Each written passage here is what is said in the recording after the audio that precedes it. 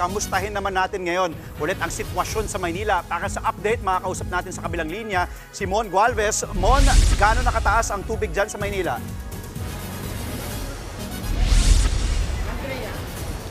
Andre, sa mga oras na ito, talagang lampas na sa gutter yung tubig dito sa may Pedro Hill sa Taft Avenue, kung saan talagang dito tayo sa may tapat mismo ng PGH, nahihirapan na yung mga kaanak ng mga pasyente yung nagtutungo rito para nga makapasok sa pagamutan.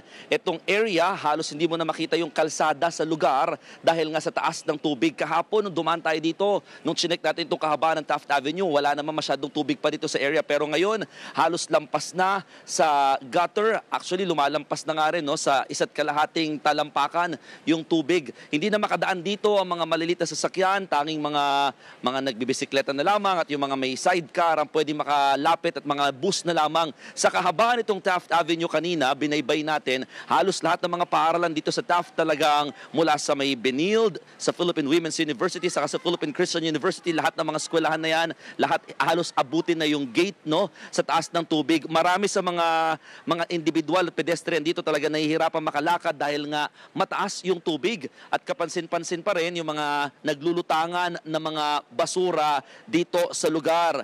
Ang sinasabi ng mga residente dito kapag ganito na hindi pa rin tumitigil yung buhos ng ulan, posibleng abutin daw ng 4 hanggang 5 oras bago talaga tuluyang humupa itong baha, oras na huminto yung ulan ng ganito kataas yung tubig sa area. Andre. O ingat ka dyan, maraming salamat mula sa Maynila, Mon Gualvez. Mga kapatid, Jess De Los Santos po, huwag magpauli sa mga umaaksyong balita at napapanahong issue sa bansa. Para sa mas malawak na balitaan, mag-subscribe at mag-follow sa social media pages ng News 5.